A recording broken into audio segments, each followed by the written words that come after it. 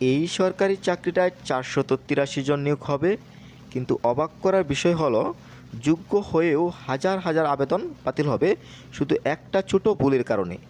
ভিডিওটা শেষ পর্যন্ত না দেখলে তুমি নিজেই সেই ভুলটা করে ফেলতে পারো। এই ভিডিওতে আমি সেই ভুলটাও দেখাবো। আজ কথা বলবো প্রাণী সম্পদ অধিদপ্তরের সংশোধিত নিয়োগ বিজ্ঞপ্তি নিয়ে। পদ কত, বেতন কত, কে আবেদন করতে পারবেন, বয়স কত, আবেদন কিভাবে, সব পরিষ্কার করে বলবো। আর শেষে বলবো আবেদন করার আগে অবশ্যই যে বিষয়টা চেক করবে।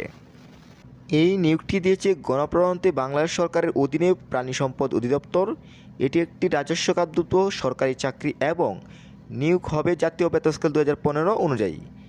এখানে কোনো অফলাইন আবেদন নেই, সব কিছুই অনলাইনে করতে হবে।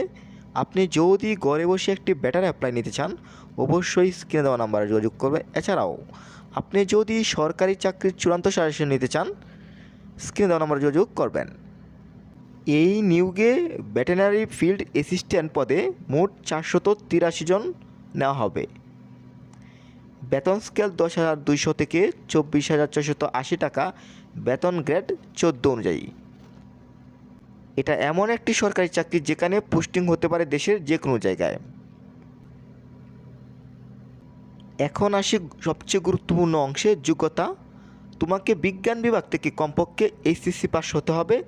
এর সাথে থাকতে হবে সরকারি ভেটেরিনারি ট্রেনিং ইনস্টিটিউট বা লাইভস্টক ট্রেনিং ইনস্টিটিউট থেকে 1 বছরের প্রশিক্ষণ।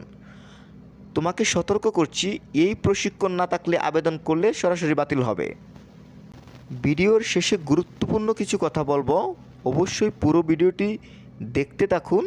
সেই সাথে আরেকটি বিষয় বলবো, ভিডিওটি যদি ভালো লেগে থাকে লাইক, কমেন্ট এবং শেয়ার করবেন বন্ধুবান্ধবের কাছে, কেননা আপনার একটি কমেন্ট, লাইক এবং শেয়ারে কিন্তু আরও বহু মানুষের কিন্তু উপকৃত হবে।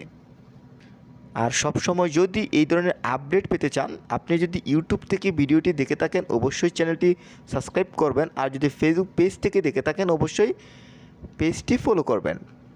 এখন আমি বয়সের বিষয়টি বলবো। বয়স হতে হবে 18 থেকে 32 বছর। গণনা করা হবে 1 নভেম্বর 2025 তারিখে অনুযায়ী। এফিডেভিট দিয়ে প্রমাণ করা যায় না, এটা অনেকেই ভুল করে। এখন আসি আবেদন পদ্ধতিতে। এখানে বেশিরভাগ মানুষ ভুল করে। আবেদন শুরু হবে 3 ডিসেম্বর 2025 সকাল 9 ঘটিকা থেকে এবং শেষ সময় হচ্ছে 31 জানুয়ারি 2026 বিকাল 5 ঘটিকা। আবেদন করতে হবে শুধুমাত্র dls.telecom.bd ওয়েবসাইটের মাধ্যমে। এখন বলছি সেই ভুলটা যার কারণে সবচেয়ে বেশি আবেদন বাতিল হয়। অনেকে অনলাইনে ফর্ম পূরণ করে কিন্তু SMS দিয়ে ফি জমা দেয় না। মনে রাখবে, ফি জমা না দিলে তোমার আবেদন একেবারেই গ্রহণ করা হবে না।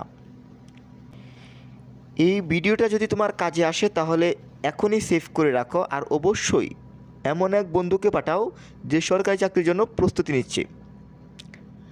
নিয়মিত সরকারি চাকরির আপডেট পেতে চাইলে চ্যানেলটি সাবস্ক্রাইব করে রাখো, সেই সাথে ফেসবুক পেজটি ফলো দিয়ে রাখতে পারো। পরের ভিডিওতে আমি এই চাকরি পরীক্ষার প্রস্তুতি নিয়ে কথা বলবো।